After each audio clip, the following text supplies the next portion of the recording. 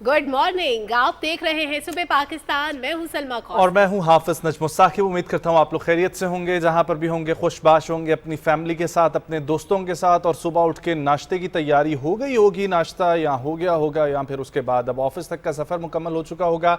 School colleges जहां पर भी आप लोग मौजूद हैं, वैसे स्कूल कॉलेजेस तो छुट्टी नहीं होगी इस वक्त, छुट्टी हो गई है। मैं ये सोच रही थी कि स्कूल कॉलेजेस वालों को रहने देते हैं हम लोग, वो अभी अपनी थोड़ी सी नींद पूरी कर लें, उसके बाद उठ के। लेकिन हाँ, समर कैंप्स भी बहुत ज्यादा आना शुरू हो जाती हैं। तो इस गर्मी के मौसम में जब गर्मी चल रही है तो आप लोग जहां पर बहुत सारी एक्टिविटीज और परफॉर्म करते हैं, एडवेंचर स्पोर्ट्स होती हैं, वहीं पर समर स्पोर्ट्स और वाटर स्पोर्ट्स भी बहुत ज्यादा है। इस्लामाबाद के आसपास रहने वाले रिहायशियों को बहुत सारी ऐसी जगहों के बारे में पता है जहां पर वो जाके एक्टिविटीज परफॉर्म कर सकते हैं। लेकिन आप लोगों के शहर में भी कोई ना कोई ऐसी जरूर जगह मौजूद होगी जहां पर वाटर एक्टिविटीज होंगी, तो जाके एंजॉय करें, क्योंकि गर्मी की शिद्दत में आपकी बातों में पानी का बड़ा जिक्र आ रहा है 2 दिन से, पता नहीं क्या बात है। और मैं वैसे गर्मी की शिद्दत में आपको पता है कि दुनिया का पावरफुल जो ऑब्जेक्ट है सबसे ज्यादा, वो भी पानी है। मतलब पानी पत्थर को भी काट सकता है, उसके प्रेशर पे डिपेंड करता है कि आप कितना प्रेशर बनाते हैं। लेकिन इस वक्त पानी से जुड़ी हुई एक बात जो सब जानने में इंटरेस्टेड है, वो ये है कि कराची में जो साइक्लोन बन रहा था बिपरजॉय, वो कहाँ तक पहुंचा है। और वो हालात जो है वो काफी परेशान कुन है। अभी सबको दुआ भी करनी चाहिए, और वो आबादियां जो करीब मौजूद हैं उनको भी नकल मकानी के लिए हिदायत जारी की गई है। बिल्कुल। और माड़ा के बारे में कहा जा रहा है कि वहाँ पे जो समंदरी पानी है वो घरों और दुकानों में दाखिल हो रहा है, करीब आ चुका है। तो वहाँ से बहुत ज़्यादा लोगों को इवैक्यूएट किया जा रहा है, जितने भी आसपास के इलाके हैं, क्योंकि अगर ये तूफ़ान खुदा ना खास्ता शिद्दत इख्तियार करता है तो फिर बहुत ज़्यादा तबाही का ख़तरा है। अल्लाह ताला हमारे उन बहन भाइयों को महफूज रखे जो साहिली इलाकों के आसपास बसने हैं और करीब मौजूद हैं। एहतियाती तदाबीर जो हमारे इदारों की तरफ से बताई गई हैं, उन पर अमल करना बहुत ज़रूरी है कि आपने साहिल समंदर का रुख बिल्कुल भी नहीं करना। आपने अगर घर से नकल मकानी कर सकते हैं तो बिल्कुल करनी चाहिए।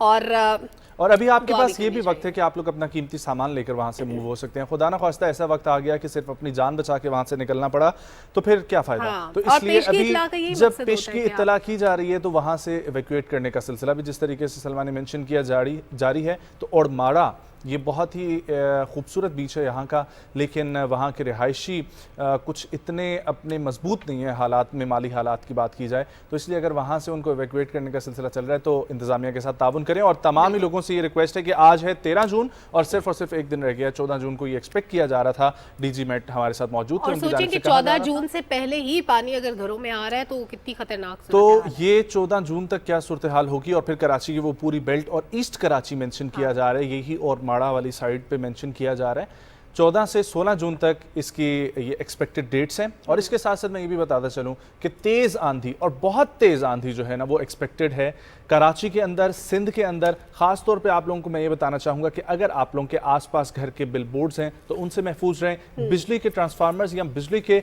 बड़े पोल्स मौजूद हैं, उनसे अपने आप को महफूज रखें।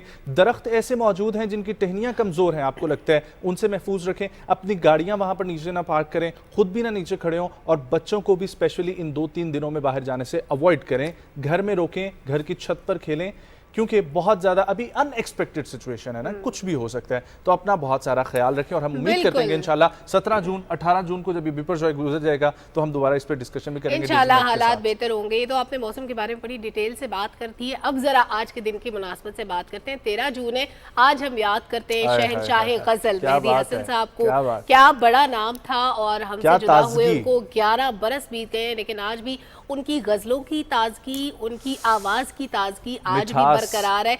और अच्छा, उन्होंने जिस बड़े शायर का कलाम गाया उसको अमर कर दिया, चाहे वो अहमद फराज की बात हो, फैज अहमद फैज की बात हो, हफीज होशियारपुरी की बात हो, या फिर आप बहादुर शाह जफर की बात करें, जिगर मुरादाबादी की बात करें।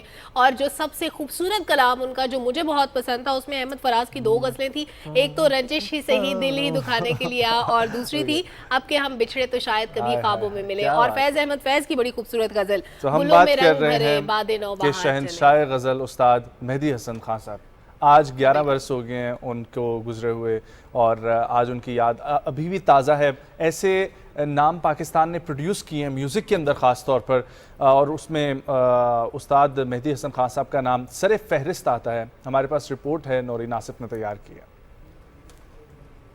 मेहदी हसन 18 जुलाई 1927 को भारत की रियासत राजस्थान में पैदा हुए। मौसीकी की तरबियत अपने वालिद उस्ताद अजीम खान और चचा उस्ताद इस्माइल खान से हासिल की। मेहदी हसन बचपन ही से गुलकारी के इसरार और रमूज से आशना थे, लेकिन फनी सफर का आगाज 1952 में रेडियो पाकिस्तान के कराची स्टूडियो से किया।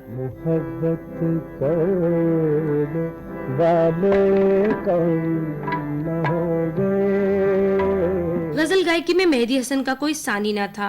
उनकी ठुमरी के अंदाज में गजल गायकी लोगों के कानों में रस घोलती चली गई और मेहदी हसन ने गायकी को उस मुकाम तक पहुंचा दिया जहां उसने मौसीकी के एक घराने की हैसियत इख्तियार कर ली। अक्सर यूं भी कहा जाता है कि बहुत से शायरों और गजलों की मकबूलियत में मेहदी हसन की आवाज का जादू था। जो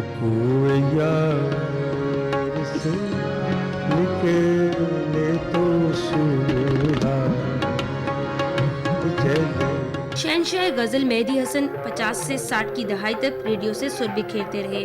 1960 से 1980 तक पाकिस्तान फिल्म इंडस्ट्री के सफ़े अव्वल के प्लेबैक सिंगर रहे। फिल्मी दुनिया में उनकी आवाज हर अदाकार पर खूब जचती थी। मुझे तुम नजर से गिरा तो रहे हो। मौसीकी के शोबे में खिदमात की बिना पर मेहदी हसन को हुकूमत पाकिस्तान ने तमगा उसने कारकर्दगी, तमगा इम्तियाज और हिलाल इम्तियाज से नवाजा। पाकिस्तान टेलीविजन की जानिब से लाइफ टाइम अचीवमेंट अवार्ड भी दिया गया। इसके अलावा कई बैनुल-अक़वामी अवार्ड से भी नवाजा गया, जिसमें भारत में सैगल अवार्ड्स और नेपाल में गोरका दीक्षिणा बहु अवार्ड सरे फहरिस्त हैं। मेहदी हसन गायकी की दुनिया के वो बेताज बादशाह थे जो रहती दुनिया तक लोगों के दिलों पर राज करते रहेंगे।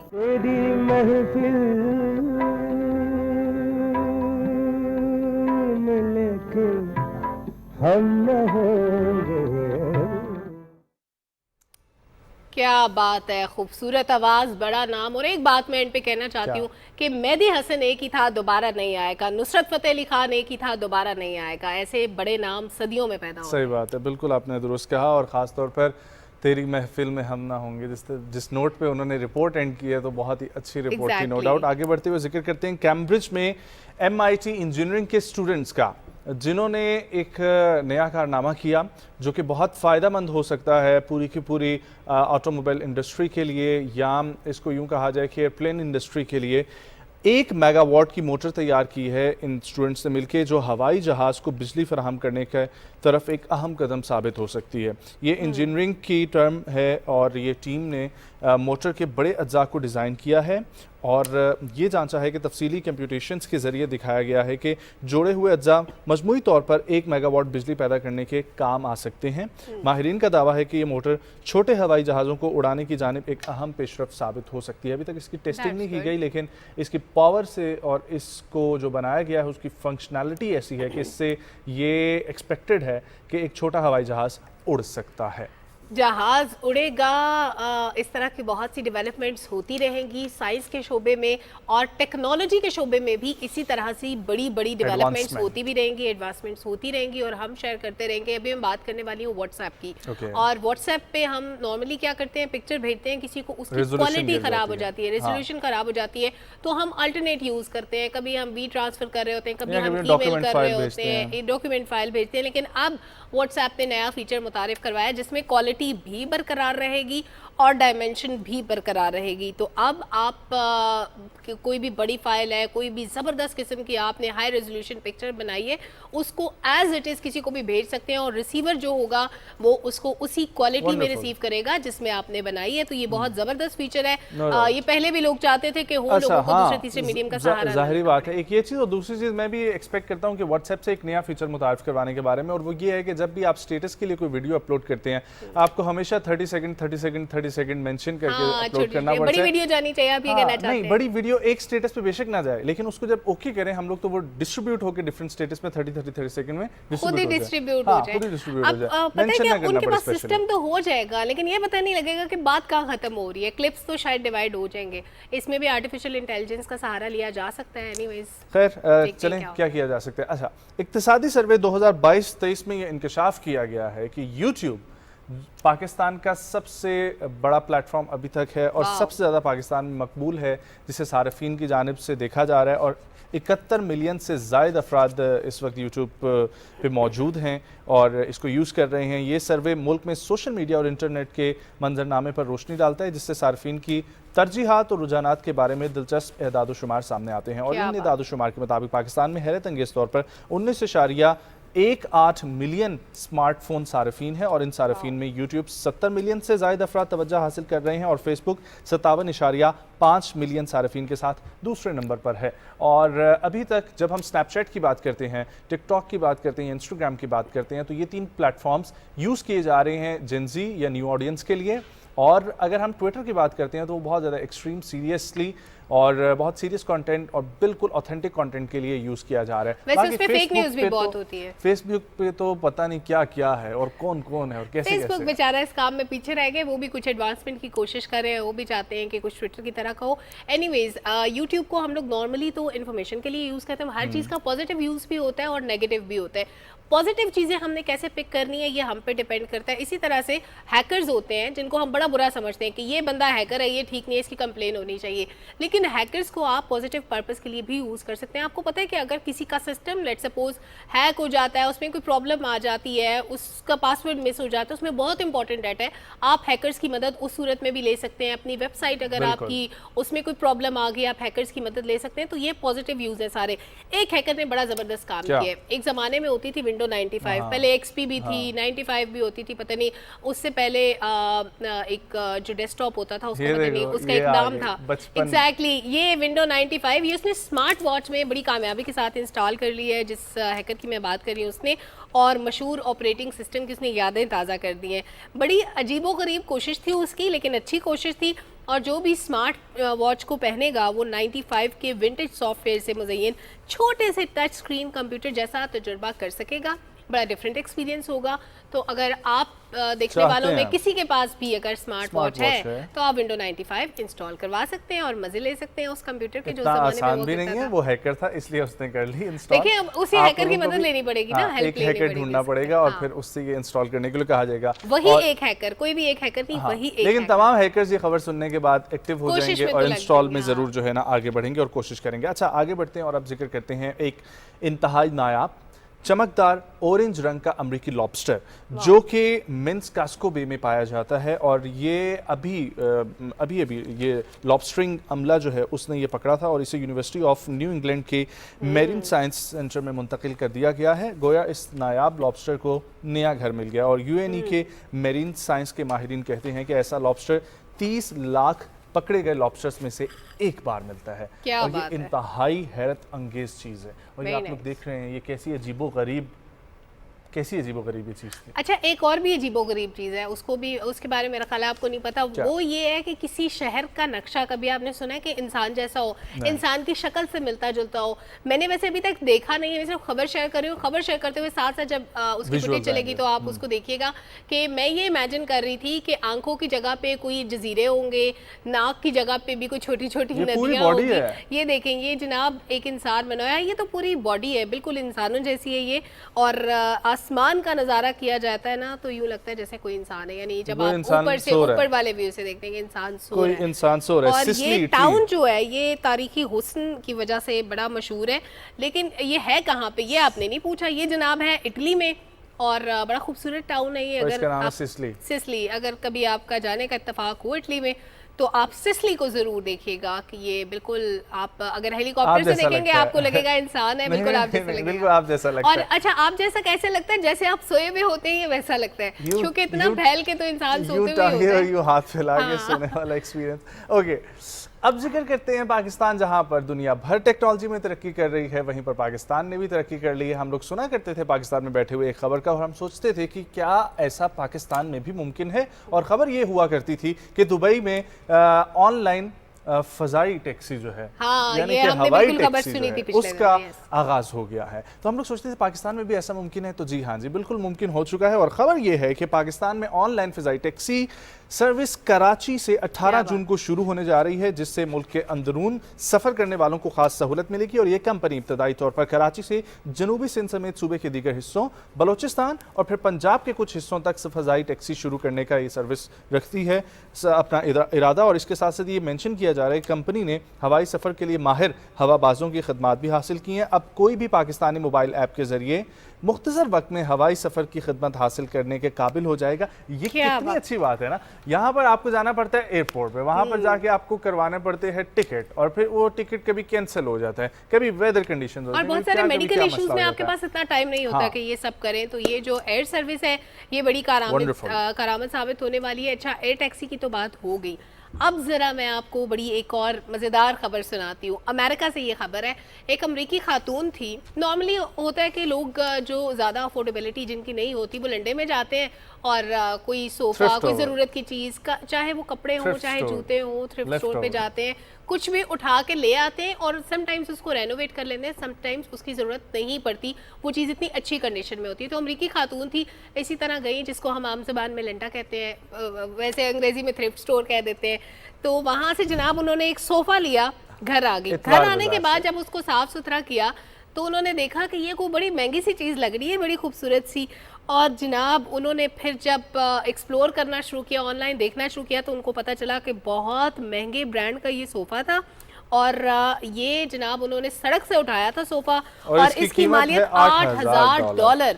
$8,000 भाई बहुत पैसे होते हैं पाकिस्तानी रुपीस में भी, इवन अमरीकी रुपयों में भी बहुत पैसे होते हैं। 8,000 लाखों में। और इस तरह की चीज कचरे में मिल जाए तो बंदा कहता है कि मेरी तो किस्मत चमक गई है। आप सोचेंगे वो इसको आगे बेच के भी अच्छे पैसे कमा सकते हैं। यस, डेफिनेटली वो बिल्कुल कर सकते हैं।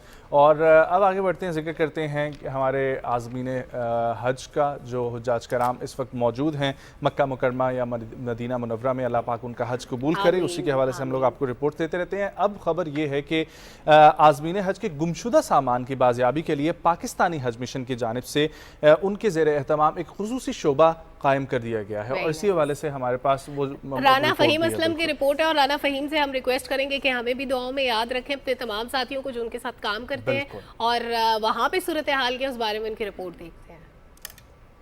हज मिशन की जानिब से सामान की गुमशुदगी और बाजियाबी का शोबा कायम किया गया है। शोबा आज़मीन हज का गुम होने वाला सामान तलाश करके उनकी रिहाइश गाहों तक पहुंचाता है। मक्का मुकरमा में 370 bag, wheel chair, mobile phone, शनाख्ती कार्ड और रकम आज़मीन को उनकी रिहाइश गाहों पर पहुंचा दी गई है। पाकिस्तान से जो रोड टू मक्का से हुज्जाज कराम आ रहे हैं, एक ही फ्लाइट में आते हैं, उनकी बिल्डिंग यहाँ मुख्तलिफ होती हैं, सेक्टर मुख्तलिफ होते हैं। जो ट्रक है जो सामान लेकर आ रहा होता है वो एक ही बिल्डिंग में सामान डाल देता है, तो लिहाजा उसको अलग-अलग करके उसको हम आधे घंटे के अंदर तमाम सामान उन हाजियों तक पहुँचा देते हैं। मक्का मुकरमा में कायम सेल में आज़मीन अपना सामान पहचान कर भी ले जा रहे हैं। सेल अजीजिया की बिल्डिंग नंबर 705 में कायम किया गया है। हमारी टीमें जो है ना, जहाँ जहाँ बसें आती हैं या जहाँ ट्रक आते हैं तो वहाँ पहले से मौजूद होते हैं। 3-3 बिल्डिंगों का सामान एक ट्रक में होता है, जिसपे तो नाम वगैरह लिखा होता है वो तो जल्दी डिलीवर हो जाता है।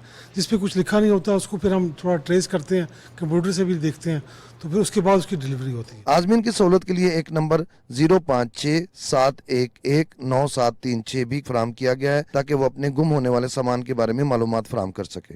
आज़मीन को चाहिए कि वो अपने सामान की हिफाजत के लिए उसके ऊपर अपना नाम और पासपोर्ट नंबर लिखें। राना फ़हीम असलम, PTV न्यूज़, मक्का। ज़बरदस्त। राना फ़हीम की आपने रिपोर्ट देखी, सामान गुम हो जाए तो परेशान नहीं होना, और आपने फ़ौरन से जो नंबर इन्होंने बताया उस पर आपने कांटेक्ट करना है, आपका सामान मिल जाएगा। वरना राना फ़हीम से कांटेक्ट करें तो वो आपको आपका सामान ढूंढने में हेल्प कर देंगे। और किसी भी साथी की आप मदद ले सकते हैं ऐसी सिचुएशन में फंस जाए। अब ज़रा स्पोर्ट्स वर्ल्ड में देखते हैं क्या हो रहा है। बड़ी ज़बरदस्त खबरें स्पोर्ट्स वर्ल्ड से भी आ रही हैं। वर्ल्ड टेस्ट चैंपियनशिप में शिकस्त के बाद भारत को जनाब एक और झटका लगा है। हुआ क्या है कि ICC ने पूरी मैच फीस से महरूम कर दिया। इस तरह होता है जब आप ओवर एफिशिएंट हो जाते हैं। वर्ल्ड टेस्ट चैंपियनशिप के फाइनल में स्लो ओवर वेट पर ICC ने भारत पर मैच फीस का 100%, जबकि ऑस्ट्रेलिया पर 80% जुर्माना आयद किए। भारतीय टीम ने मुकर्रर वक्त में 5, जबकि ऑस्ट्रेलियाई टीम ने 4 ओवर्स कम कराए थे। आउट होने पर एम्पायर के फैसले पर तनकीद करने पर भारतीय ओपनर जो थे उन पर भी मैच फीस का 15% जुर्माना आयद किया गया था। तो ये स्लो ओवर रेट पे ICC ने जो भारत को पनिशमेंट दिया है उसमें 100% उनकी जो मैच फीस थी उससे महरूम होना पड़ेगा भारत को। जी। और ये तो आपने स्पोर्ट्स से रिलेटेड बता दिया, लेकिन एक चीज़ जो मैं मेंशन करना चाहूँगा, मेरे सामने एक रिसर्च मौजूद है जो कि बहुत ही इंटरेस्टिंग है और वो आप लोगों के साथ मैं शेयर करना चाहूँगा। और वो ये है कि हम लोग ये तो जानते हैं कि ज़मीन के बाहर बहुत सारे पहाड़ मौजूद हैं और पहाड़ी सिलसिले मौजूद हैं, लेकिन हम लोगों ने ये भी कहीं ना कहीं सुना था और इसकी एक्सेप्टेबिलिटी और एक्सेप्टेबिलिटी पे बात हो रही थी कि क्या ज़मीन के जो अंदरूनी हिस्सा मौजूद है वहाँ पर भी पहाड़ मौजूद हैं। तो बिल्कुल जी, रिसर्च के मुताबिक ये बात साबित हुई है कि पहाड़ नहीं, पहाड़ी सिलसिले ज़मीन के अंदर मौजूद हैं और उन पहाड़ी सिलसिलों में कई पहाड़ ऐसे हैं जिनकी हाइट 4-5 गुना ज़्यादा है माउंट एवरेस्ट से भी। और ये कहा जा रहा है कि बर्फीले आज़म जो है, जिसको अंटार्कटिका कहा जाता है, तो अंटार्कटिका पर ज़लज़ला पैमा स्टेशन से वाबस्ता माहिरीन ने ये बात कही है कि ज़मीन का जो ऊपर हिस्सा जिस पे हम लोग वॉक करते हैं ये होता है क्रस्ट, जिसको कशर कहा जाता है, और जो इसके बिल्कुल निचला दूसरा हिस्सा आता है उसको मेंटल कहा जाता है। और उसको मेंटल जो है वो कशर के ज़मीनी दूसरे हिस्से का है, जिसका अर्जियाती हिस्सा मेंटल कहलाता है। और ये पहाड़ उससे भी नीचे जिनकी हुदूद ज़मीन के अंदर गोल्ड क्लब यानी कि कवर तक जा पहुंचती है। और 1996 में अर्जियाती माहिरीन ने ज़लज़ले की अमबाद सिस्मिक व्यूज़ की बदौलत ज़मीन के अंदरूनी साख्त पर तहकीक की तो इन पहाड़ों का इंकशाफ हुआ था। और हम जानते हैं कि ज़लज़ला जाती अमबाज जब मुख्तलिफ मादों से गुजरते हैं तो उनकी रफ्तार कम या ज़्यादा होती है, इसी बिना पर ज़लज़ला आता है। और इसी बिना पर माहिरीन का ये एक नक्शा बनाते हुए अंदर की जानिब क्या कुछ मौजूद हो सकता है इसकी प्रेडिक्शंस की गई हैं और इस तरह के मादे की मुख्तलिफ अक़साम की कैफियत भी मालूम की जा सकती है। That is a wonderful research. और ये बहुत कुछ जो है वो एक इन्फॉर्मेशन में आज इजाफा हुआ कि कई ऐसे पहाड़ी सिलसिले मौजूद हैं जिनकी हाइट माउंट एवरेस्ट से भी ज्यादा। लेकिन सोचिए, जो लोग पानी को एक्सप्लोर करने के लिए बोर करते हैं ना, वो इतनी गहराई तक बोर के बाद भी वाले पहाड़ नहीं निकलते। दैट मींस पहाड़ बहुत गहराई में होंगे वो तो और पता नहीं हम तक पहुंच भी सकते हैं या नहीं। हाँ, ज़ाहिर इतनी बड़ी बड़ी लेयर्स होंगी इस कायनात के असरार और रुमूज़ को जितना मर्जी हम एक्सप्लोर कर लें, लेकिन रिसर्च के बाद कुछ ना कुछ नया निकलता रहता है। एनीवेज, अब मैं आपको स्पोर्ट्स वर्ल्ड से एक और खबर देने वाली हूँ, बड़ी ज़बरदस्त किस्म की। मेरी सारी खबरें बहुत ज़बरदस्त होती है वैसे तो, नजम आपकी भी, परेशान नहीं होना आपने। अच्छा जी, पाकिस्तान की सादिया अब्बास ने Montreal open international karate championship में गोल्ड मेडल जीत लिया है। ये बहुत ज़बरदस्त खबर है, बहुत मुबारक सादिया अब्बास को। मॉन्ट्रियल कनाडा में होने वाली चैंपियनशिप में सादिया अब्बास ने 75 किलोग्राम कैटेगरी में हिस्सा लिया था और पहली फाइट में उन्होंने ओलंपिक मेडलिस्ट ईरान के हैं हामून ड्रेफशिपोर को 4-2 से हराया है। दूसरी फाइट उन्होंने एक कैनेडियन खिलाड़ी इलियास अब्दून के खिलाफ 4-2 से जीती और फाइनल में सादिया अब्बास ने कनाडा के एलरी कारून को 4-1 से शिकस्त दी है। वंडरफुल। और ये थे हमारे प्यारे पाकिस्तान की तरफ से ऐसे हमारे नौजवान जो पाकिस्तान का नाम रोशन कर रहे हैं। और वर्ल्ड एल्बिनिज़म डे ये भी आज है और ये वर्ल्ड एल्बिनिज़म डे क्या होता है इसके बारे में हम आपको बताएंगे। और ये पहले तो ये बताता चलूँ कि एक जेनेटिकली बीमारी इसको कहा जाता है। और ये जेनेटिकली बीमारी क्या होती है, आप अपने आसपास बहुत सारे इसके मरीज देखते हैं और इसमें आपके बालों का और आपके जिस्म की जो जल्द है उसका रंग तब्दील हो जाता है। धूप से ये लोग सबसे ज्यादा इफेक्ट होते हैं और तेज धूप दोनों में ये प्रॉब्लम होता है और तेज धूप में जाने से जो है वो रोका जाता है। और अक़वाम मुत्तहिदा की जानिब से साल 2014 में हर साल 13 जून को ये एल्बिनिज़म डे मनाया जाता है और इसकी आगाही का मकसद ये है कि किसी को भी अगर एल्बिनिज़म है तो अच्छा, इसकी बहुत सारी और चीज़ें हमने भी सुनी थी ना कि एल्बिनिज़म होता है, हमें तो कहा जाता है कि फ़िश और दूध के कॉम्बिनेशन से भी होता है। बचपन में ऐसी बातें भी हमने सुनी होती हैं बहुत सारी, तो कोशिश करेंगे कि हम लोग ब्रेक शामिल करते हैं। ब्रेक से जब वापस आएंगे कंटिन्यू करेंगे अपने प्रोग्राम को। कहीं मत जाएं, हमारे साथ रहें।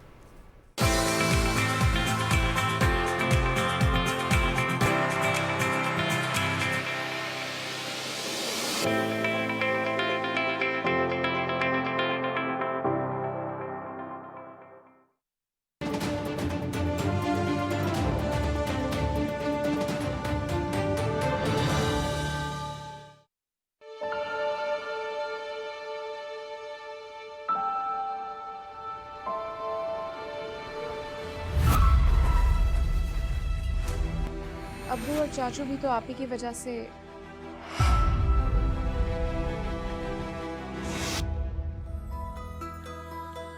उसे अपने काम से बहुत इश्क और आपको खतीजा से। शौकत तो शौकीन है। छोड़ बच्ची का हाथ। एक शर्त पे छोड़ दे कि तू मेरे साथ।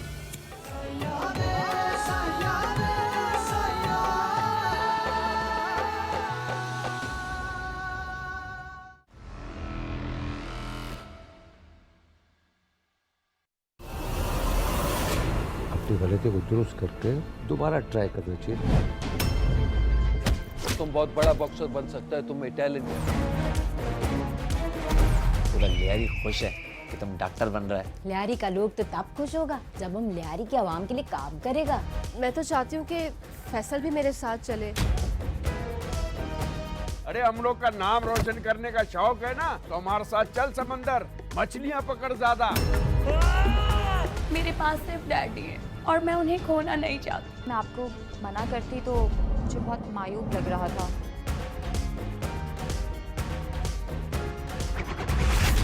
कितनी बार मना किया, नहीं करो ये सब, तुम हमारा बात नहीं मानते है।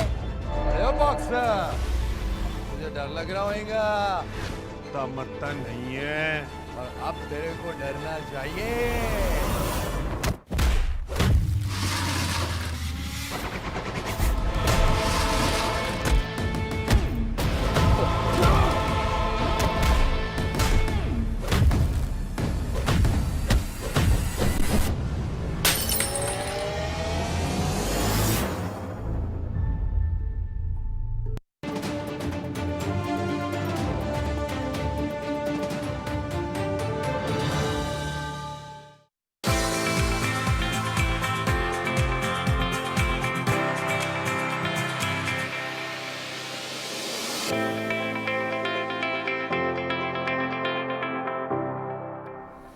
Welcome back.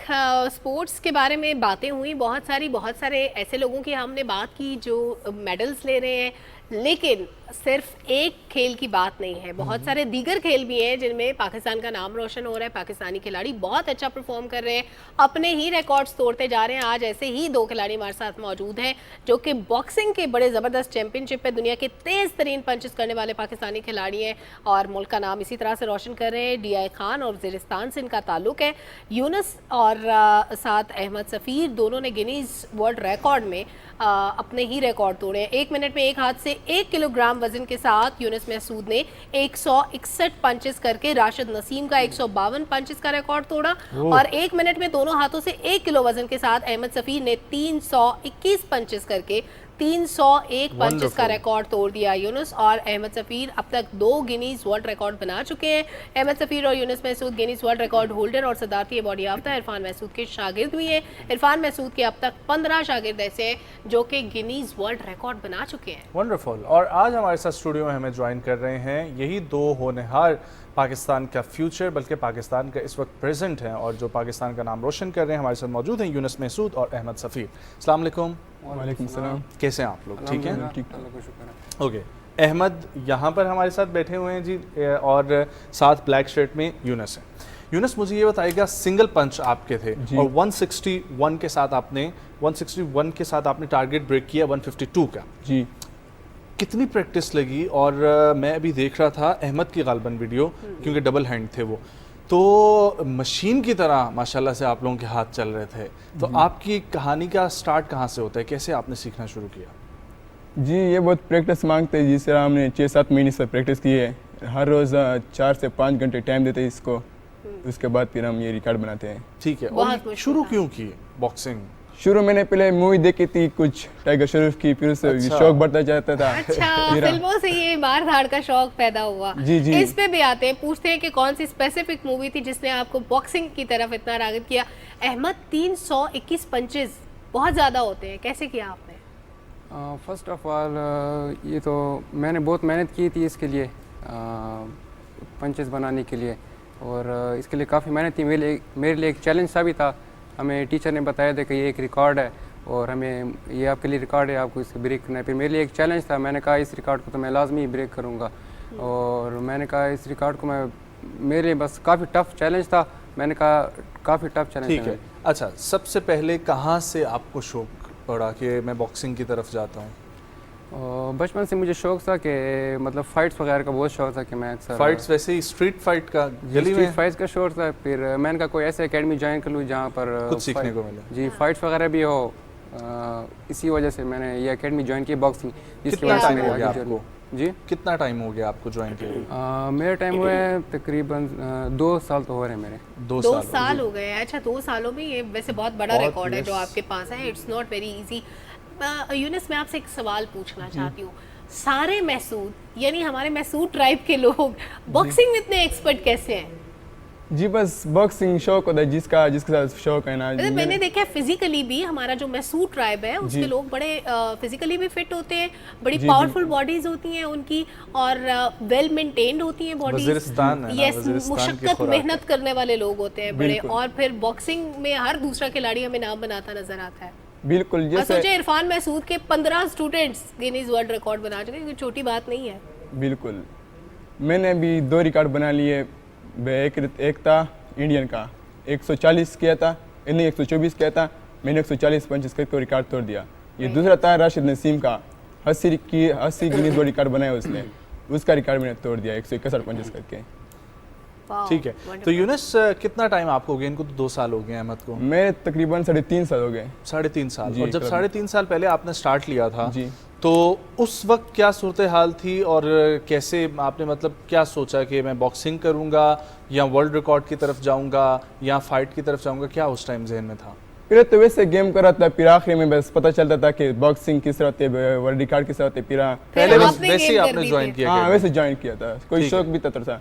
फिर सर ने बोला कि आप बॉक्सिंग अच्छे खेल सकते हो, फिर मैं बॉक्सिंग पर आप चले जाएं। फिर मैंने बॉक्सिंग किया, फिर सर ने पता कि गिनीज वर्ल्ड रिकॉर्ड भी बनाना है, इंडियन का था। फिर मैंने कहा चलो ठीक है मैं ये बनाऊंगा। फिर मैंने मेहनत की तकरीबन 6-7 महीने, आखिरकार आपने वर्ल्ड रिकॉर्ड बना लिया। अहमद, आप पढ़ते भी हैं? जी, मैं स्टडी कर रहा हूँ, अभी मैं सेकंड ईयर, अभी मेरे क्लियर होने वाला है, सेकंड ईयर का स्टूडेंट हूँ मैं। तो आगे क्या परस्यू करना है आपने, स्पोर्ट्स या एजुकेशन में जो भी है, आप डॉक्टर, इंजीनियर कुछ? आगे इंशाल्लाह प्रोफेशनल बॉक्सिंग में जाना है और पाकिस्तान को मैं रिप्रेजेंट भी करना है। वंडरफुल। और अभी आप प्रोफेशनली कर रहे हैं? जी, अभी मैं प्रोफेशनल बॉक्सिंग एमेच्योर में है? अभी एमेच्योर में, अभी मैं प्रोफेशनल में एंटर होऊंगा। अच्छा। और आप यूनुस, आप? जी, अभी मैं केपी लेवल पर एमेच्योर फाइट कर चुका हूँ, अभी प्रोफेशनल बॉक्सिंग में जाऊँगा। ठीक है, वंडरफुल। तो ये क्या हेल्पफुल होता है एक प्रोफेशनल बॉक्सर के लिए अगर उसने पहले एमेच्योर खेला हो? एमेच्योर फाइट सही होती है, यानी प्रैक्टिस हो जाए आपको, फिर उसके बाद प्रोफेशनल खेलोगे तो उसमें भी रिकॉर्ड फिर मसला होता है, यानी रिकॉर्ड अच्छी चाहिए आपकी प्रोफेशन में। ठीक है। और अहमद, आपका क्या है, कोई नज़र रखी हुई है कि किसको फॉलो करना है या कैसे चलना है आगे जाके, स्पोर्ट्स को कैसे लेकर जाना है? आगे इंशाल्लाह मेहनत जारी है, प्रोफेशनल बॉक्सिंग में जाना है और कोशिश भी है कि मैं अपने मुल्क को वर्ल्ड लेवल पर रिप्रेजेंट कर सकूं, ताकि पाकिस्तान का नाम रोशन। अच्छा, इंटरनेशनली अभी तक आपको कोई ऑफर हुई है खेलने के लिए? फिलहाल तो इंटरनेशनली कोई ऑफर हमें, लेकिन अभी आपने वर्ल्ड रिकॉर्ड बना लिया, अब तो आपके पास ऑफर्स के अंबार लग जाएंगे। ये बात है, लेकिन सबसे बड़ा मसला ये आता है कि हमें गवर्नमेंट की तरफ सपोर्ट भी नहीं मिलती। नहीं, गवर्नमेंट तो बहुत ज़्यादा उनके पास, आप जो लोग हमारे अच्छा खेल के आते हैं उनको ज़रूर फुली फैसिलिटेट किया जाता है। जहाँ जहाँ पे चैम्पियनशिप्स हो रही होती हैं, हमारी मिनिस्ट्री बड़ा ज़बरदस्त काम कर रही है इसके लिए। और दूसरा, आप मुझे ये बताएं यूनिस कि आप कोई खाने पीने का ख्याल भी रखते हैं? आपने बताया आप 56 किलोग्राम कैटेगरी में खेलते हैं, तो उसके लिए आपको वेट भी मेंटेन रखना होता है? हाँ बिल्कुल, वेट भी मेंटेन रखना पड़ता है। जिस तरह हम गेम खेलते तो वेट बढ़ता नहीं है हमारा, बहुत मेहनत करते हैं, इसलिए 4-5 घंटे जब हम गेम कर देते हैं पसीना जाता है, फिर बहुत यानी वेट नहीं जाता। अच्छा, तो आपकी ये जो थी सिंगल हैंड पंच, जी, अब ना बताइए कि डबल हैंड पंच में तो आपकी एक बॉडी ऑटोमेटिकली वर्क कर रही होती है, मतलब इसी तरह कि एक आप पंच करोगे तो ऑटोमेटिकली दूसरा पंच भी निकलता है। लेकिन सिंगल हैंड पंच की कैसे प्रैक्टिस थी आपकी, किस तरीके से ये प्रैक्टिस में क्या क्या आपकी चीज़ें शामिल थी? सिंगल हैंड में जब हम डबल उठाते, डबल के साथ प्रैक्टिस करते बहुत ज़्यादा, यानी हम बॉक्सर है, फिर हमारे लिए फिर रिकॉर्ड थोड़ा सा इजी हो जाता है। हाँ, फिर हम डंबल के साथ करते हैं, घर में प्रैक्टिस करते हैं, फिर ये रिकॉर्ड इजी हो जाते हैं। और अभी 1 किलो के साथ किया है ना? जी, अभी 1 किलो के साथ किया है। तो नेक्स्ट क्या टारगेट है, कितने केजीज के साथ? नेक्स्ट इंशाल्लाह डंबल के बगैर 220 का रिकॉर्ड है, वो मैंने तोड़ना है। 220 का रिकॉर्ड डंबल के बगैर। और आप अहमद, आप कितने वेट के साथ आप कर रहे हैं? मैंने 1 kg वेट के साथ किया है। नेक्स्ट फुल एक्सटेंसिव पंचेस, जो कि पहले मैंने बनाया था 301 पंचेस, अभी मैंने अपने रिकॉर्ड फिर से तोड़ दिया 321 पंचेस। अच्छा, ये पहले भी आपके पास ही रिकॉर्ड था? और ये 321 पंचेस कितनी देर में हुए? 1 मिनट, इन 1 मिनट में 321 पंचेस 1 किलो वेट के साथ। ये सोचो किसी के खड़े हुए बंदे को 321 पंचेस लगे तो बंदा तो 1 मिनट में बस गया। अच्छा, क्या कोई ख़ास चीज़ आपको जो है वो अच्छी लगती है बॉक्सिंग से रिलेटेड, जो आपने इसी को परस्यू करने का आपका प्लान है? क्या इसमें पाकिस्तान में नाम कम है अभी बॉक्सिंग के, इसलिए यहाँ पर जाने का शौक़ है या कुछ और वजह है? असल में बॉक्सिंग जो गेम है, बॉक्सिंग गेम मुझे खुद बहुत पसंद है। वजह क्या? पसंद बहुत है इसमें, मैंने आपको पहले कहा था फाइट्स वगैरह होती है, फाइट की वजह से भी बहुत पसंद है। तो फाइट में तो MMA भी थी और बहुत मज़ा आता है, मतलब बॉक्सिंग जो बंदा एक दफ़ा सीख ले तो बहुत मज़ा भी आता है खेल कर बॉक्सिंग, और बहुत पसंद है और मेरी हॉबी भी है बॉक्सिंग। ठीक है। और कहाँ पर आप प्रैक्टिस करते हैं, वजीरिस्तान में ही एकेडमी में? नहीं, हमारी अपनी डेर इस्माइल खान में अपनी एकेडमी है, उधर ही हम प्रैक्टिस करते हैं। ठीक और अच्छा मुझे एक और चीज़ बताएं कि आपकी फैमिली में भी कोई है बॉक्सिंग में इंटरेस्टेड? फैमिली में तो कोई नहीं है, मैं फैमिली का पहला मेंबर हूँ जो मैं बॉक्सिंग। आपकी फैमिली में और कोई नहीं खेलता? कोई भी नहीं है। मैं और आपकी फैमिली में बहन भाइयों में? मैं भी पहला हूँ और कोई नहीं है। तो घर वाले सपोर्ट करते हैं आपको? जी बिल्कुल, घर वाले हमें सपोर्ट करते हैं। आपको भी? जी घर वाले सपोर्ट करते हैं अच्छी तरह। कभी ऐसा नहीं कहा जाता कि ये खेल कूद के काम है, कुछ पढ़ो, पढ़ाई पे ध्यान दो? नहीं नहीं, मुझे तो बिल्कुल फुल सपोर्ट है। अबू ने बोला कि आप बॉक्सिंग वो अपने पाकिस्तान को वर्ल्ड लेवल रिप्रेजेंट करो, इंशाल्लाह। ये ख्वाब है बाबू का, इंशाल्लाह। तो यूनुस, जिस तरीके से अहमद बता रहे थे कि इनको बॉक्सिंग का शौक इस वजह से पड़ा कि इनको लगा कि बॉक्सिंग फिर फाइट से रिलेटेड उनका था, तो आपने मूवीज देख के बॉक्सिंग की तरफ आए, लेकिन फिर बॉक्सिंग को ही परस्यू करने का क्यों प्लान बना लिया? MMA भी एक चीज़ है अगर फाइट का शौक था तो। जी एनीमे जब अपने क्लब में गेम करता है ना, फिर मैं बॉक्सिंग में मिक्स कर रहा था ना, फिर एक दिन सर ने बोला कि आपकी बॉक्सिंग यानी गेम अच्छी है, फिर आप बॉक्सिंग की तरफ जाए, फिर मैंने सर की बात मानी, अभी मैं बॉक्सिंग कर रहा हूँ। अच्छा, आपको वर्ल्ड रिकॉर्ड बनाने का ज़ाहिर बनने का एक टारगेट होता है, आप तो सिर्फ अपनी प्रैक्टिस कर रहे थे, तो रिकॉर्ड बनाने का आपको कैसे ख्याल आया, रिकॉर्ड ब्रेक करने का कि गिनीज बुक वर्ल्ड रिकॉर्ड में आपका नाम आए? किसी ने आपको मोटिवेट किया? जी मोटिवेट तो हमारे माशाल्लाह सर रोज़ाना करते हैं। मैं बिल्कुल, सर ने जिस तरह हम पर मेहनत की है मैं शायद और कोई ना करता, बहुत मेहनत करते हैं हम पर। उनकी मोटिवेशन थी कि आप ये रिकॉर्ड ब्रेक करें। और अहमद आप? हमें सर ने भी बताया कि मतलब हमें सर ने पहले बताया था कि आपने ये रिकॉर्ड ब्रेक करना है, और सर ने मुझे कहा था पहले से कि आपने यही रिकॉर्ड ब्रेक करना है, फिर मेरे लिए चैलेंज से मैंने कहा ये रिकॉर्ड मैं ब्रेक करूँगा ज़रूर। ठीक है। अच्छा, क्या वजह है कि इरफान भाई के माशाल्लाह से 15 स्टूडेंट्स जो हैं वो इस वक्त गिनीज वर्ल्ड रिकॉर्ड बना चुके हैं, तो क्या कोई ख़ास प्रैक्टिस होती है या किस चीज़ पे ज़्यादा फोकस होता है? आपको लगता है ये वजह है जिस वजह से वर्ल्ड रिकॉर्ड बन रहे हैं? वैसे तो कोई ख़ास वजह बिल्कुल है, यानी जिस तरह सर हम पर मेहनत करते हैं सब। लेकिन एक अच्छा बॉक्सर अच्छी बॉक्सिंग के गुर जानता है सारे, उसको पता होता है कि क्या ट्रिक सिखानी है। मेरा ख्याल है यही एक रीज़न होगी। जी यही होती है रीज़न तकरीबन, कि उनको पता होता है कोई टेक्निक्स ऐसी होती हैं जो हर किसी के पास ना हो, डिफरेंट हो। जी बिल्कुल, टेक्निक्स डिफरेंट होती है सबकी। अच्छा, और अहमद आपको क्या लगता है कि आगे जो है वो आपने जब बढ़ना है तो पाकिस्तान में इरफान भाई को तो ऑब्वियसली आप फॉलो कर रहे होंगे, और इरफान भाई एक तो प्रेसिडेंट अवार्ड भी, और जिस तरीके से आपके टीचर हैं तो बंदा पहले टीचर को ही फॉलो करते हैं, लेकिन उसके अलावा आपको बॉक्सिंग में कौन से नाम पसंद है? उसके अलावा वैसे मेरे आइडल है बॉक्सिंग में मोहम्मद अली है, जो कि मुझे बहुत पसंद है, और उसको मैं फॉलो करता हूँ। किंग ऑफ बॉक्सिंग भी कहते हैं, वैसे उसकी वीडियो में बहुत देखता रहता हूँ, मतलब मुझे बहुत पसंद है उसकी बॉक्सिंग। अहमद, मुझे ऐसा लगता है कि आप कम बोलते हैं, वैसे मैं चाहती हूँ कि आप अपनी एमेच्योर फाइट का सॉरी कोई ज़बरदस्त सा वाक़या सुनाएं, कोई ड्यूरिंग फाइट कोई ऐसी इंटरेस्टिंग चीज़ हुई हो। फाइट्स मैं अल्हम्दुलिल्लाह बॉक्सिंग में गोल्ड मेडलिस्ट भी रह चुका हूँ पंजाब गेम्स में, और boxing Punjab game gold medalist रह चुका हूँ, और KPK में भी गोल्ड मेडलिस्ट रह चुका हूँ बॉक्सिंग में। इसके अलावा और मैंने काफ़ी मतलब नेशनल लेवल पर बॉक्सिंग। कभी ऐसे हुआ है ड्यूरिंग फाइट आप भूल गए हो कि मैं इस वक्त फाइट कर रहा हूँ, आप कुछ और सोचने लग गए हो, कोई काम आगे पीछे हो गया हो, ऐसा होता है? फाइट के दौरान? हाँ, फाइट के दौरान, ड्यूरिंग फाइट फोकस हट गया हो आपका? नहीं, उस टाइम तो रिंग के बाहर से आवाजें इतनी आ रही होती हैं कि बंदा फोकस नहीं होता, याद आ गया हो कि ओहो मैंने टेबल पे खाना रखा था, मैं खाना भूल गया हूँ। नहीं, वैसे फाइट जो होती है तो फुल फोकस हमारी फाइट पे होती है, क्योंकि पता नहीं चलता ना, एक पंच अगर लग गया हम फिर गिर जाएंगे, डायरेक्ट नॉकआउट हो जाता है बंदा, इस वजह से फुल फोकस जो होती है हमारी फाइट के अंदर होती है। यूनुस, कुछ कहना चाहेंगे आखिर में? जी बस मैं ये कहना चाहूँगा कि मेहनत करो और इंशाल्लाह अल्लाह सिला देगा। जिस तरह आज मैंने गिनीज वर्ल्ड रिकॉर्ड अपने नाम किया है, आप लोग भी कर सकते हो, मेहनत करो। फुली मोटिवेटेड है यूनुस और अहमद दोनों। Wonderful, thank you so much Yunus for coming, Yunus Mehsud, और thank you so much Ahmed Safir for coming. बहुत अच्छा लगा आप लोगों से मुलाकात करके, और इसी तरीके से आगे बढ़ते जाएं और मजीद गिनीज वर्ल्ड रिकॉर्ड पाकिस्तान में लाते जाएं। न्यूज़ ब्रेक, वापस आएंगे, कंटिन्यू करेंगे प्रोग्राम को, हमारे साथ रहें।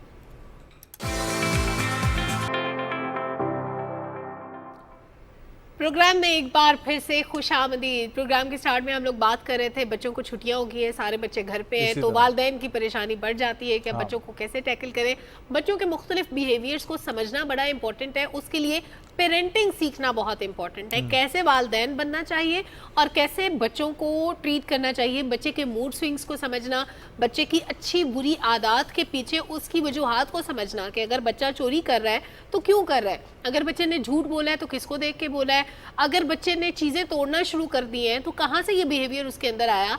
ये लर्निंग पेरेंट्स के लिए है कि उन्होंने ये सारी चीज़ें समझनी कैसे और फिर इनको डील करना है, ना कि बच्चे को मारना पीटना शुरू कर दें। तो पेरेंट्स कैसे सीखें, ये हमारा मेन कंसर्न होता है और इसके लिए हम डिफरेंट सेगमेंट्स भी करते रहते हैं।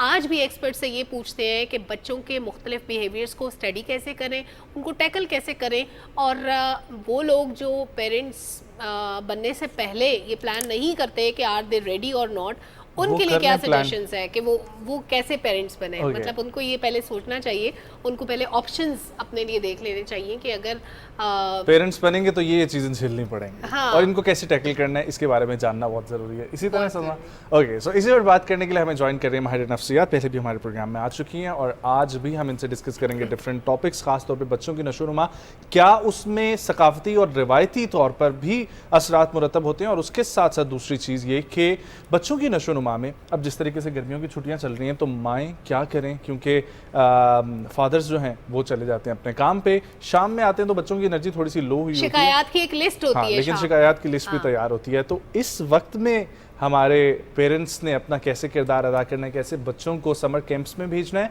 उनके ट्यूशन के जो वो मिलता है, एक लंबा चौड़ा काम भी मिला करता था छुट्टियों पे, याद है, वो अगर मिलता है तो उसको कैसे पूरा करवाना है, इसके ऊपर हम बात करेंगे। माहिर नफ्सियात मोहतरमा आयज़ा यज़दानी साहिबा हमारे साथ मौजूद हैं। अस्सलाम वालेकुम ma'am, good morning, thank you for coming. खैरियत से आप?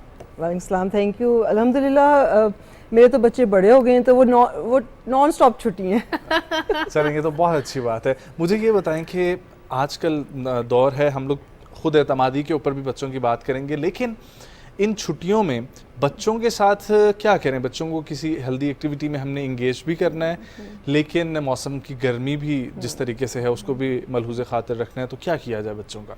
अच्छा देखिए, पहले तो अंडरस्टैंड करते ना कि छुट्टियां होती क्यों है ना। हाँ, होती क्यों? एक बड़ा हेक्टिक स्टडी रूटीन होता है, स्कूल जाना आना, फिर कारी साहब, फिर ट्यूशन और फिर पढ़ाई, और फिर बच्चे को डांट डपट और बच्चे को सुला दिया, ठीक है। ये रूटीन है बच्चों का, मैं पिछले 15-20 साल से देख यही चल रहा है।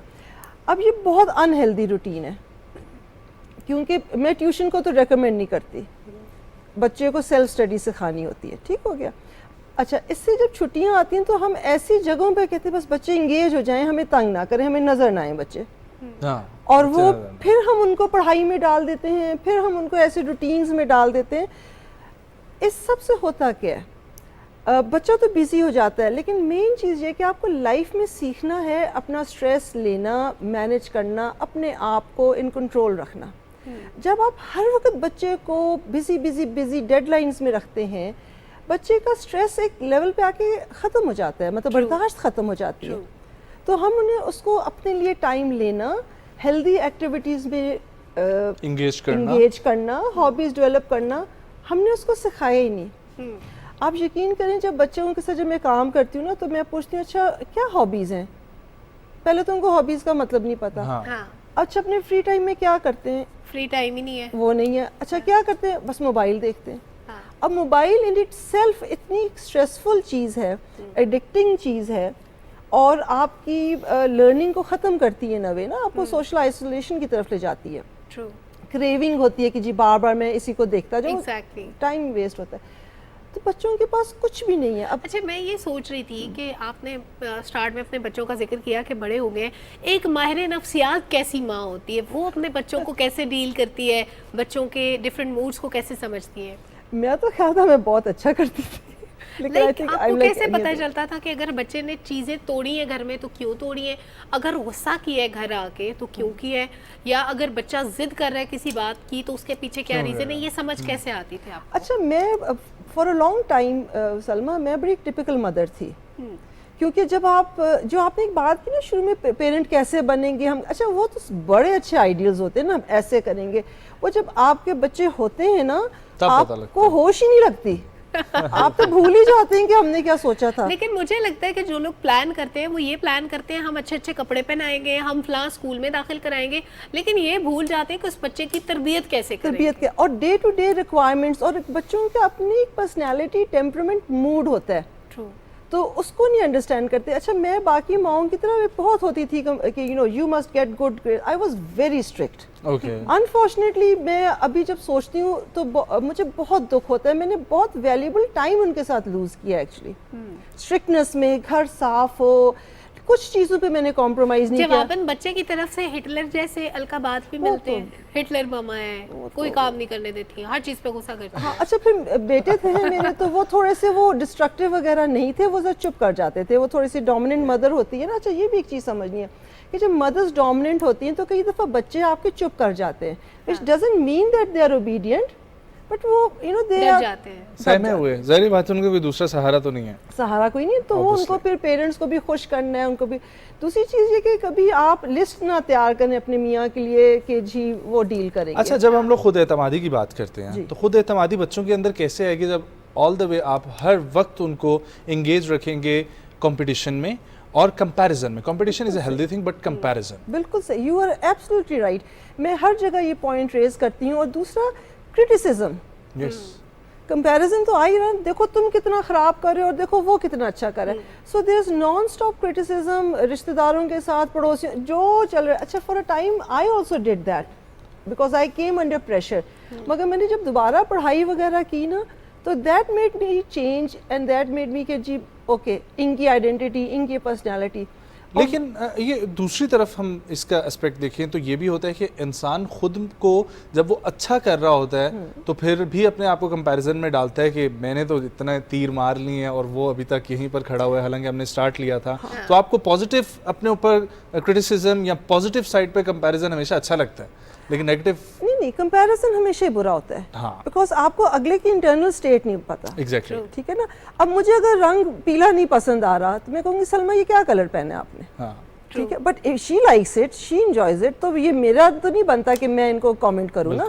तो ये हम आजकल तो एक बिल्कुल सोच ही बदल गई है। किसी के लिए 9 है, किसी के लिए 6। अच्छा, बच्चे के लिए समटाइम्स कोई बात समझाना या बच्चे के लिए समझना मुश्किल हो जाता है। लेट्स सपोज एक बच्चे को आदत है कि वो घर में कोई भी गेस्ट आता है, उसको कहते हैं मुझे चीज लेके दो। अब वो बच्चा है, उसको कैसे समझाई जाए ये बात कि किसी से चीज नहीं मांगते। एक एग्जांपल दे रही हूँ। आप तो बड़े आराम से और बड़े तरीके से कहते हैं कि मैं आपको लेके दूंगी, मैं दूंगी, आपने इनसे नहीं लेनी। अच्छा, घर में अगर कोई चीज़ मांग रहे हैं या ये छोटी छोटी चीज़ें आपने ना, जैसे आप 1-on-1 जब घर में बच्चों के साथ होते हैं, एक तो बच्चों को बड़ा शौक होता है अम्मी के बटुए में डाल चीजें निकालने का। ठीक है, अब वो जो आंटी आएंगी उनके बटुए में से भी चीजें एग्जैक्टली, ठीक है ना। मैनरिज्म कैसे सिखाएं बच्चों को? तो आपने खुद ही सिखाना है, ये मेरी चीज है, आपको इसमें से कुछ चाहिए तो मुझे आपको मुझसे पूछना होगा। तो ये छोटे छोटे रूल्स होते हैं, छोटी छोटी चीज़ें होती हैं जो आप अपने घर में, ये मेहमानों के सामने सिखाने का टाइम नहीं है, फिर पानी सर के ऊपर से गुजर जाएगा। एक मेहमान के सामने एक हरकत हुई, लेट्स सपोज कि वो किसी भी किस्म की हो सकती है, मेहमान का पर्स छेड़ दिया, उससे पैसे मांग लिए, उससे चीज़ मांग ली, उसके सामने से चीज़ उठा के खा ली। बड़ी कॉमन हैबिट्स है जो अक्सर बच्चों में देखने में आती है। अब मेहमान तो चला गया, पेरेंट्स को पता लग गया, किसी की विग उतार ली, पेरेंट्स को पता लग गया कि हमारा बच्चा ये वाला काम खराब कर रहा है। अब पेरेंट्स क्या करें उसके बाद? जरा सब्र करें, ठीक है, बच्चे को डांटे नहीं और बड़े आराम से समझाएं। मतलब कहते हैं टॉक अबाउट इट, बात करें कि अच्छा ये ऐसे हुआ। मतलब ना आपने इल्ज़ाम लगाना है, ना आपने कचहरी लगानी है, ना आपने ओहो ये पॉसिबल है? मैं तो दूर से देख के बोल देती हैं कि ये जाल है बस जरा। वो तो चलने अलग बात है, लेकिन एटलीस्ट अगर आप बच्चे के साथ हमेशा इस तरह होंगे ना कि तुम्हारी मजाज, बच्चा आपके साथ कनेक्शन तोड़ देगा। आप सेफ पर्सन नहीं ना उसके, वो आप तो उसको क्वेश्चन करते हो, आप अनसेफ फील करते हो, आप उसको कुछ अपने एक एज पे लाते हो कि उसकी बच्चे को ये लगने लग जाता है कि मेरी मौजूदगी ये जो है ना वो कंफर्ट है मेरी फैमिली के लिए, और वो सारी जोन को मैं ख़राब कर देता हूँ, तो मैं इस जगह पे हूँ ही ना। हाँ, मैं देखिए ना एक आपको एक चीज़ बताऊँ, जो जब हम कल्चर की बात करते हैं, एनवायरनमेंट की बात करते हैं, पाकिस्तान अगर हम देखें ना, स्टडीज़ देखें, रिसर्च देखें, पाकिस्तान में एक बहुत बड़ी एक चीज़ है कि हमारी जो लाइफस्टाइल है, जो हमारी परवरिश है, जो हमारी सोच है, वो इसलिए नहीं है कि ऐसा सही होना चाहिए, ये ऐसा है कि लोग क्या कहेंगे। एग्जैक्टली आपने अच्छे नंबर लेने हैं तो मेरे ख़ानदान में माँ बाप का नाम ऊंचा होगा। अगर फ़र्ज़ करें ख़ास फील्ड में जाना है तो इसमें पैसा बहुत है। ट्रू। और फिर आपके पास सोशल स्टेटस होगा, फिर आपको अकॉर्डिंगली लाइफ पार्टनर ऐसा मिलेगा, फिर तो वो जो सोशल वैल्यू दी गई है, फिर आप खुद क्या हो। अच्छा, अब हम देखते हैं क्योंकि इतने सारे बच्चों में इश्यूज आते हैं, जैसे ADHD है और इतनी सारी चीज़ें आती हैं, बच्चे ज़रा सा भी पीछे होते हैं तो प्रेशर उन पे क्या होता है कि you have to be like this. Yes. अच्छा, वो लाइक दिस कभी कांस्टेंट नहीं रहता, वो बदलता रहता है। वो हर बार आप इस तरह के हो जाते हो तो वो कहते हैं चलिए तुम्हें अब इस तरह होना है। तो वो बच्चों के लिए जो स्ट्रगल है वो कभी ख़त्म नहीं होती। ट्रू। तो बच्चों को कहना है भी आपने मेहनत करनी है और अच्छे नंबर लेने हैं ताकि कल को आप अपने you feel good about your self और अपनी मर्जी का जॉब कर सको, अच्छी तरह कर सको। हम ये नहीं सिखाते, हम कहते हैं जी चूंकि इस फील्ड में पैसा है तो इधर जाओ। बच्चों की जो लर्निंग की एज होती है, जिस वक्त में उनकी तरबियत हो रही होती है, पेरेंट्स के साथ रहना चाहिए, उस वक्त वो KG, नर्सरी, प्रेप, मोंटेसरी उसमें चले जाते हैं वो स्कूल।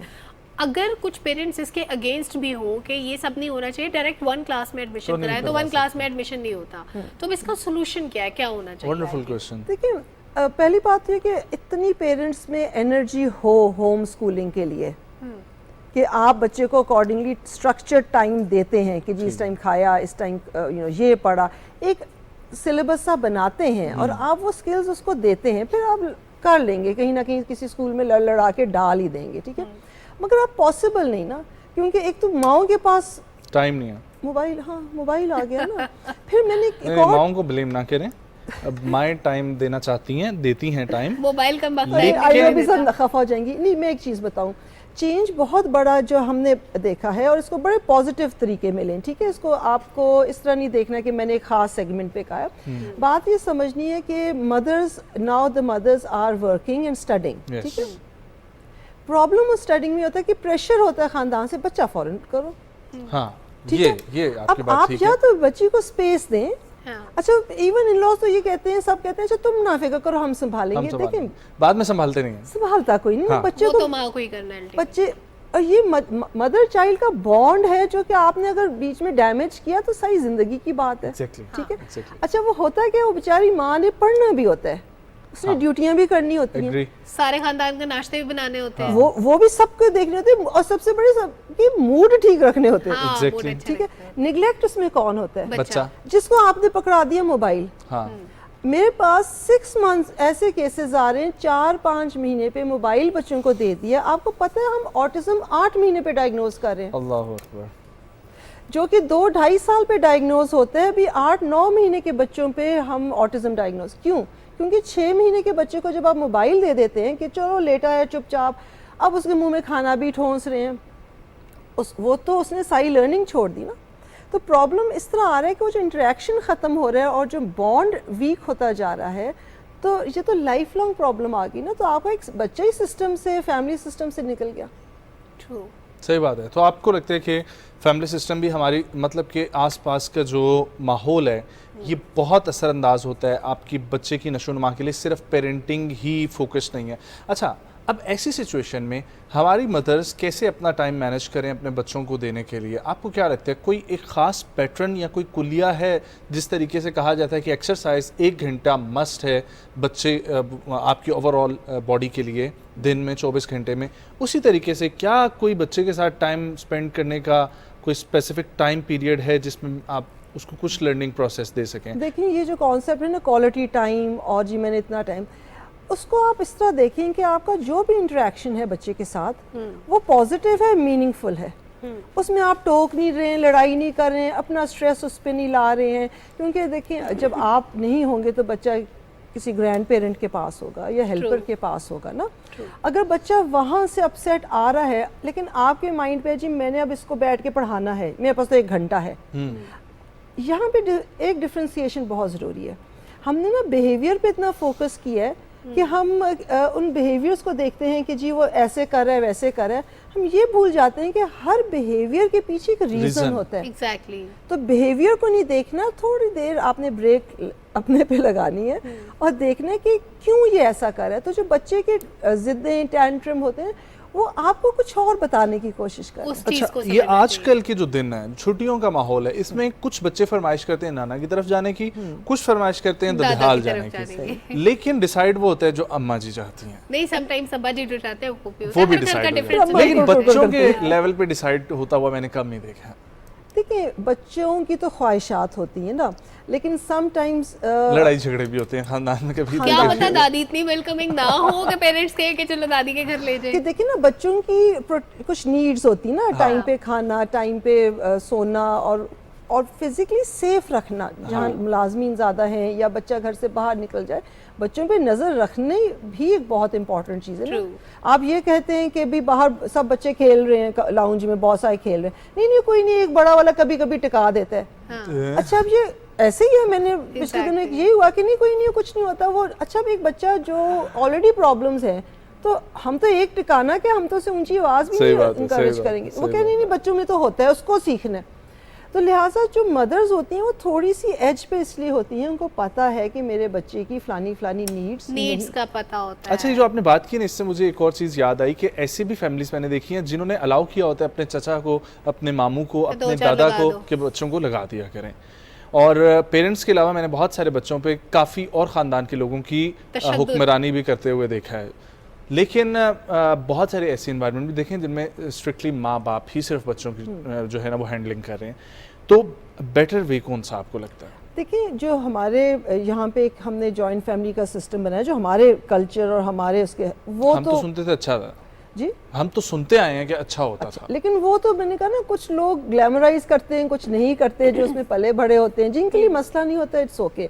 मसला तो उनके लिए होता है ना जिनके लिए स्पेस उसमें नहीं होती या नीड्स की अकोमोडेशन नहीं होती, तो they want to break away, वरना जो चीज़ अच्छी चल रही है उसको तो कोई एग्जैक्टली। अच्छा, अब बात ये कि ये जो सिस्टम्स होते हैं, पहले ये होता था ना कि बच्चे को मिलजुल के देख लिया, और ये भी अच्छा होता है कि भी मिलजुल के देख लिया, गाइड कर लिया, लेकिन प्रॉब्लम ये आती है कि अगर हम खुद नहीं अपने बच्चों को, हमने प्रोटेक्ट करना होता है अपने बच्चों को, हम क्या कर रहे हैं जी, एक्सपोज कर रहे हैं। देखा, अच्छा, बच्चे के साथ ना बैटल ऑफ विट्स एक हो जाती है कि तुम देखो ना, तुम ऐसे हो ना, तुम्हें सब ऐसे कह रहे हैं, फलाना तुम्हें ठीक करेगा। तो ये जब पेरेंट्स में, खास तौर पे किसी एक पेरेंट में आ जाए, तो ये बड़ी नेगेटिविटी हो जाती है बच्चे का। फिर देखें 24 घंटे का जो माहौल है, बच्चे में वो एक रिबेलियन बिहेवियर भी आना शुरू हो जाता है, उसको कोई पसंद ही नहीं आता ना उसको। देखें ना, आप जब हर वक्त एक उसमें है कि उसको नेगेटिव क्रिटिसिज्म में रख रहे हैं, वो खुश होगा? ऑब्वियसली नहीं होगा। अच्छा, समटाइम्स पेरेंट्स का बिहेवियर, दोनों पेरेंट्स का बच्चे के साथ बहुत अच्छा होता है, बच्चे को समझ भी रहे हैं, उसकी ज़रूरियात भी पूरी कर रहे हैं, लेकिन आपस में लड़ते हैं। अब ये जो आपस की लड़ाई है, इसका बच्चे पे क्या इम्पैक्ट? बहुत। आपको पता है, अभी ये जो बहुत सारे यंगस्टर्स, अब आपके एज के बच्चे लोगों को देखें, बहुत सारे कहते हैं हम तो शादी नहीं करनी। शादी में है क्या? इतनी टॉक्सिक रिलेशनशिप है, आसपास देख के ना, क्योंकि उन्होंने बचपन से लड़ाइयाँ देखी हैं। लड़ाइयाँ जिनकी लव मैरिज हो रही है वो भी लड़े हैं, जिनकी अरेंज हो रही है वो भी लड़े हैं। अरेंज में भी शादी के बारे में इसलिए कहते हैं ना, ऐसा लड्डू है जो खाए वो भी बचता है, जो ना खाए वो भी बचता है। अच्छा, बात ये नहीं है कि लड़ाई होनी, अच्छा ये भी गलत है, आप कहें जी लड़ाई ना हो मेरी हर वक्त, ये पॉसिबल नहीं है। बात है कॉन्फ्लिक्ट रेजोल्यूशन।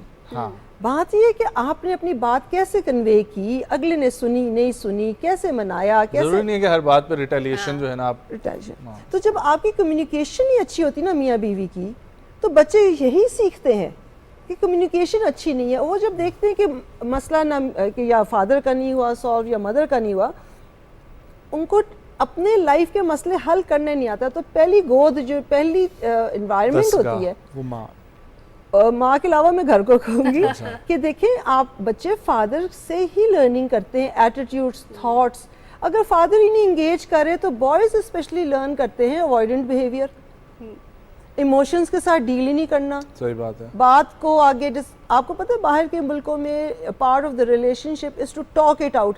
घंटों घंटों मियाँ बीवी बात करते हैं, उस बात पे आते हैं, और उस बात का आउटकम क्या होता है? तब्दीली। ऑब्वियसली यहाँ पर तो अपने आपका जो है वो तौहीन समझते हैं कि रीजनिंग देना या कुछ इस तरह। Well, thank you so much ma'am for coming, बहुत अच्छा लगा बात करके, बहुत फ्रूटफुल हमारी डिस्कशन रही। होप कि आप लोगों ने सुना होगा, आप लोगों को भी कुछ ना कुछ सीखने को मिला होगा। प्रोग्राम का फीडबैक जरूर शेयर कीजिएगा। तमाम सोशल हैंडल पे आप लोग प्रोग्राम को देख सकते हैं। मुझे सलमा को और सुबह पाकिस्तान की टीम को दीजिए इजाजत। इंशाल्लाह आप लोगों से मुलाकात होगी कल। बहुत सारा ख्याल रखें। अल्लाह हाफिज़।